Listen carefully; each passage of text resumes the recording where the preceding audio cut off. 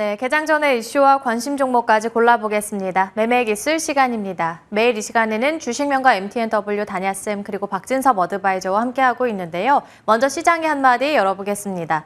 다냐쌤은 오늘 위험을 대비하되 적극 수익 추구하자 말씀해 주셨고요. 박진섭 어드바이저는 LFP 배터리 확대, 주목할 만한 황금 종목 찾아보자 언급해 주셨습니다. 먼저 다냐쌤 화상 연결해 보겠습니다. 선생님 안녕하십니까? 네, 안녕하십니까. 네. 이번 미증시의 경우에는 그래도 기술주가 주도하면서 3대 지수가 일제히 상승 마감하는 모습 나타냈고 은행주들이 또다시 올라왔습니다. 그래도 다냐쌤은 시장 안정을 위해서 위험을 대비하되 적극 수익 추구하는 전략으로 말씀해 주셨는데요. 시장 전략 바로 들어볼게요. 자, 어제와 마찬가지로 지금은 종목 장세는 지속되기 때문에 수익 추구 전략이 맞고요. 하지만 모든 위험이 가라앉은 건 아니죠. 오늘 새벽에 마감한 미국 3대 지수가 강한 상승 마감했던 건 딱 하나예요. 4월이 공화당 의원들 만나면서 금리 인상 일은 남았다. 긴축 종료에 대한 기대감이거든요. 반대로 이제 시장에서는 금리 인상 일은 남은 게 아니라 이제 동결에 대한 기대감들이 많이 높기 때문에 시장을 짓눌렀던 먹구름 하나가 거치는 그런 상황이지만 노출되지 않은 또 다른 비구름이 있다라는 것, 이런 부분 때문에 위험이 완전히 해소되지 않았다. 이런 맥락으로 말씀드리는 거고요. 결국에 오늘 기대 부분은 결국에는 금리 인상 부분이 이제 긴축이 종료돼 간다. 이 부분이었어요.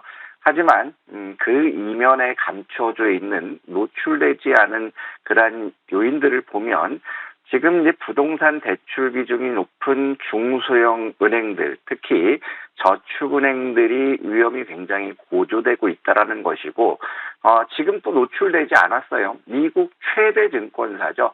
찰스 슈왑 이 증권사가 작년엔 미상각하지 않은 그 채권 손실이 38조 원이었거든요. 그러면서 올 들어서 금리 급격히 인상하면서 채권 손실이 굉장히 크게 나왔다라는 거죠. 그리고 지금 찰스 슈왑의 주가가 4분의 1 토막 났어요. 이거는 결국에 시장에서는 노출되지 않았지만 미국 최대 증권사들 역시도 금융위험에 노출됐다라는 것이고, 여기서 부동산, 상업용 부동산 가격이 더 떨어졌을 때는 부동산을 담보로 한 중소형 은행들 200개여 개 뱅크런에 대한 우려가 남아있다라는 거거든요. 그래서 찰스 슈왑 증권사하고 증권사 중소형 은행들 이런 부분들이 어떻게 구조조정이 될지 이런 것들을 봐야 될 것 같고요.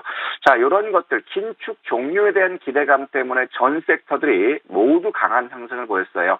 자, 그 중에서 보면 이제 반도체 어제 실적 부진 나왔지만 감산에 대한 기대감들 업황바닥 이런 것들은 강세를 보였고, 전자결제와 전기 수소차, 연료전지, 신재생에너지까지도 모든 업종들이 강세를 보였어요. 반대로 이제 그동안 고공행사를 보였던 금이 약세를 보였고, 또 ETF 역시도 마찬가지죠. 금리 긴축이 종단되면 결국에 기술주들이 수혜가 된다. 이런 요인들 때문에 기술주들이 굉장히 급등하는 그런 모습 보였습니다.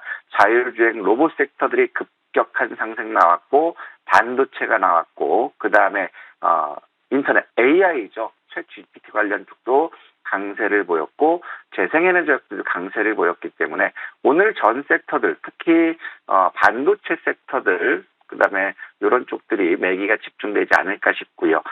일본을 보면 모처럼 만에 악재 요인보다는 호재가 만발했어요. 근데 그 호재를 본다면 별거 아니었거든요. 엔화가 약세였다. 그리고 알리바바 그룹이 기업 재편하면서 뉴욕 증시에서 급등을 보였죠. 그래서 알리바바 지분을 보유하고 있던 소프트뱅크가 급등하면서 니케이 지수 역시도 상승시키는 그런 모습 보였지만 결국에 소문난 집 잔치 먹을 거 없는 형국이 될 것 같고요. 중국이 정부 정책으로 해서 경기 부양을 적극적으로 하고 있지만 오히려 약세 기조를 면치 못하고 있다라는 거예요.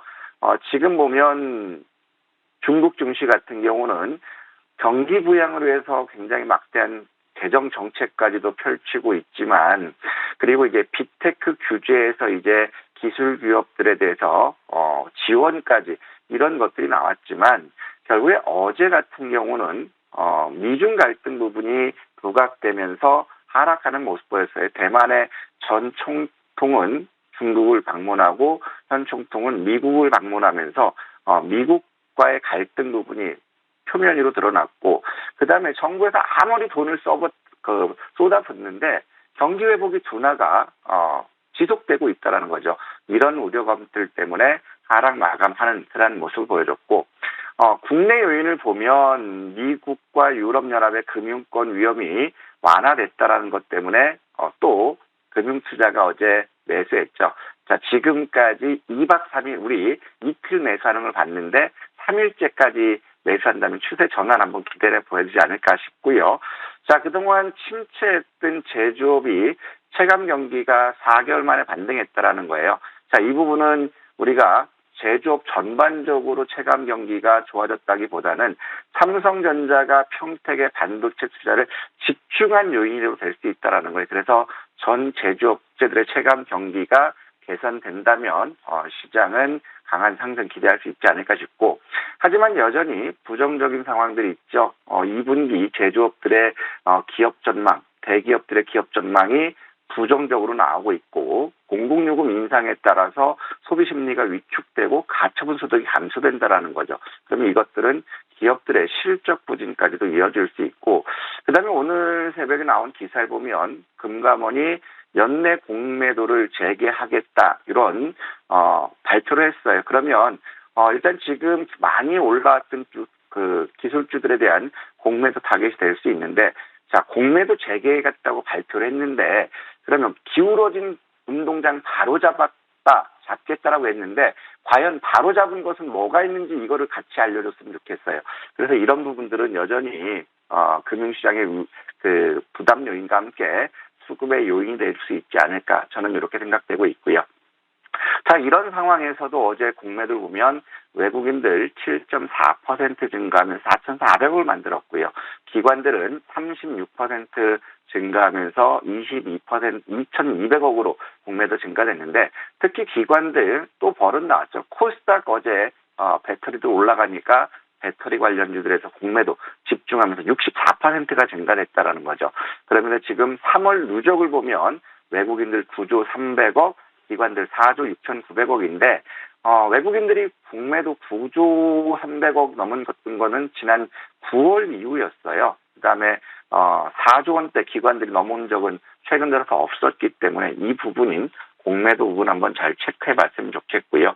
환율은 어제 그렇게 지수가 상승했음에도 불구하고 원달러 환율은 1,302원 70전, 여계 환율은 또 올랐어요. 1,305원 82전으로 마감했기 때문에 눈에 보이는 지표는 좋지만 그 이면에 있는 지표들은 여전히 불확실성을 높여주고 있다, 이런 말씀드리고 싶고, 자, 코스피 같은 경우는 어제 외국인들 순매도였다가 286억 순매수 전환하는 그런 모습이었고, 코스닥 역시도 순매도였다가 801억 순매수 전환됐고요. 또 선물도 어제 장중 5천억 가까이 5천억 이상 매도했다가 3천억으로 매도 규모를 줄였으면서 지수 상승을 견인했거든요. 하지만 여전히 현선물 매도 수급은 굉장히 좀 부담스러운 상황이고요. 코스피 거래대금을 보면 최근 심리가 개선되면서 8조 8,300억으로 전일과 동일한 유사한 그런 모습 보여줬고, 코스닥은 역시 6% 증가되면서 14조 6,900억 코스닥 거래대금 굉장히 급증하고 있죠. 요거는 일단 과열 국면으로 올 수 있기 때문에 숨고르기가 필요하지 않을까 싶고, 자, 반대로 고객 예탁금은 어제 감소하면서 49조 2,300억 50억이 깨졌고요. CMA 역시 0.8% 증가되면서 62조 7천억, 마켓머니 펀드는 1,900억 유출되는 그런 모습 보였습니다. 자, 일단 지표들 눈에 보이는 피부로 느껴지는 거는 굉장히 좋지만 그 이면에 감춰진 것들은 위험은 아직까지 상존해 있다라는 거죠. 그렇지만 오늘은 기분 좋게 기술주들 중심으로 갈 수 있겠고, 특히 반도체와 로봇, 그다음에 전기 수소차, 연료전지 이런 쪽으로 우리가 한번 집중해 봤으면 좋겠습니다. 시장을 질러넣었던 이제 먹구름이 물러가고 있는데 시장이 굉장히 긍정적이죠. 하지만 금융위험이라는 이런 비구름이 오면 안 되겠죠. 정책적으로 잘 해소시키는 그런 모습을 기대했으면 좋겠고, 이제 시장은 반도체 업황의 바닥이다. 자, 이런 것들 때문에 이제 지수 바닥을 탈피했다, 이런 것들 볼 수 있겠고요. 그리고 이런 것들이 이제 추세 반전의 기회로 삼으면 좋겠고, 하지만 공공요금 인상 부분이 있고 해고가 증가되고 있던 부분들, 그러면 가계 경제는 굉장히 어렵다라는 거죠. 그러면 내수 관련주들은 좀 힘겨울 수 있지 않을까 싶고요. 그래서 공매도를 전면 재개방하기 전에 기울어진 운동장, 무엇을 바로잡았는지 그 부분도 같이 알려줬으면 좋겠습니다. 지금 이제 이런 상황이면 이제 지수가 하락한다 하더라도 실적 모멘텀 나오기 때문에 실적주들 분할 매수 여전히 좋고요. 또 여전히 이슈 섹터들에 대해서는 적극적으로 수익 추구 전략 하실 때 바로바로 현금화할 수 있는 한 방법으로 적극 수익 추구 나섰으면 좋겠습니다.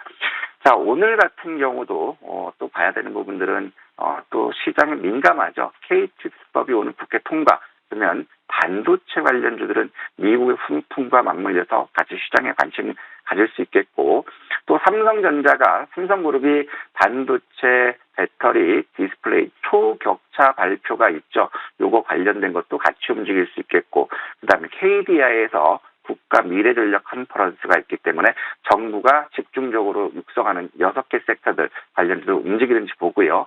서울 모빌리티 쇼가 있습니다. UM이라든가 자율주행이라든가 전기 수소차 이런 쪽들, 그다음에 미국의 IRA 후속 광물, 핵심 광물과 배터리 하위 규정 발표가 있죠. 이것 때문에 어제 배터리주들이 움직였어요. 그래서 오늘 있는 일정들이 주가에 영향을 줄 수 있는 큰 것들이기 때문에 한번 관련 섹터들 잘 봤으면 좋겠습니다. 네, 먹구름이 거치고는 있지만 정부 정책이 어떻게 나오는지도 지켜봐야겠고요. 그리고 오늘 오랜만에 종목 점검 받고 가실게요. 석경 AT를 보도록 할 텐데 수익률이 323%, 32%가 아니라 323%예요. 근데 조금 예전 종목인데 다시 들고 온 데는 이유가 있겠죠? 요거는 저희가 이제 25,000원을 목표가를 제시했었거든요. 그래서 계속해서 보유하신 분들은 목표가를 상향하자라고 말씀드렸는데, 어제 이거 이제 어떻게 할까요라고 했는데 인증을 하신 분이 330% 인증을 하셔서 일단 추세는 아직 양호합니다라고 말씀드렸거든요. 그리고 실질적으로 저희도 한번 매도했던 거는 여기서 매도했다가, 자, 이날 우리 다시 한번 매수합니다라고 했던 게 3월 13일이었어요. 석경 AT가 최근 들어 부각받은 것처럼 다 아시는 것처럼 2차전지 배터리 쪽 그 리튬이온 전고체 배터리 전해질 개발 부각이거든요. 이게 뭐냐면 리튬황 쪽에서는 황화수소를 배출하는 게 치명적인 약점이었는데, 지난 우리 7월 6일날 말씀드렸을 때도 석경 AT는 나노 기술에서 중공 실리카 핵심 기술을 가지고 있다라고 말씀드렸죠. 이 기술로 해서 황화수소 배출되는 부분은 막았기 때문에 앞으로 실적이 더 높아질 수 있다라는 것이고, 또 여기서 보면 얘들 같은 경우는요, 매집 주체들이 굉장히 남아 있다라는 거예요. 지난 매집 주체 보면 요걸 한번 보여드릴게요. 뭐냐면, 자, 여기서부터 보면 매집 주체들이 신한과 한국은행, 한국증권이 주포거든요. 얘들이 지금 남아있는 그런 상태고, 또 중요한 거는 이제 반도체 쪽까지도 소재 쪽까지 나가고 있는 그런 모습이라면 실적과 이런 것들을 겸비했을 때 시가총액 대략적으로 한 5천억 부분, 지금 대략 4천억 정도 다가오고 있거든요. 그러면 여기서 한 25% 정도 올라간다면 91,000원에서 10만 원까지는 한번 보시되, 이거는 여러분들 아시면 68,000원을 가지고 있으면 매도해야 되는 거고요. 그래서 신규 매수는 부담스럽고, 기존 보유하신 분들은 여기 91,000원에서 10만 원, 시가총액 5천원까지 한번 도전해 봤으면 좋겠습니다. 네, 수급까지 점검 도와드렸고 바로 이어서 오늘의 핫테마 그리고 관심 종목 바로 받아보겠습니다. 오늘은 마이크론이 D램을 감산하겠다. 그리고 기사가 삼성전자에서 인위적으로 감산을 고민하고 있다. 국회에서 K칩법 통과될 가능성이 높다라는 거죠. 그래서 반도체 섹터들을 우리가 한번 봤으면 좋겠는데, 그중에서 지금 요거 해당하는 것이 주성 엔지니어링이라든가 테스라든가 GSE 이런 것들이 관련주로 부각될 수 있을 것 같아요. 최근 그래서 우리가 봐야 될 거는 주성 엔지니어링은 디스플레이와 반도체 같이 이제 최근 들어서 부각받은 그런 모습이기 때문에 한 번 더 2차 상승을 한번 기대해 보자. 주성 엔지니어링은 15,900원에서 시초가까지 한번 매수해 보시고 손절가를 한번 짧게 잡을게요. 15,300원을 손절가 잡으시고 자 목표가는 조금 크게 19,800원 직전 고점 부분까지 한번 봤으면 좋겠습니다. 이상입니다. 네, 오늘 종목으로 주성 엔지니어링 참고해 보도록 하겠습니다. 다냐쌤과 함께 했고요.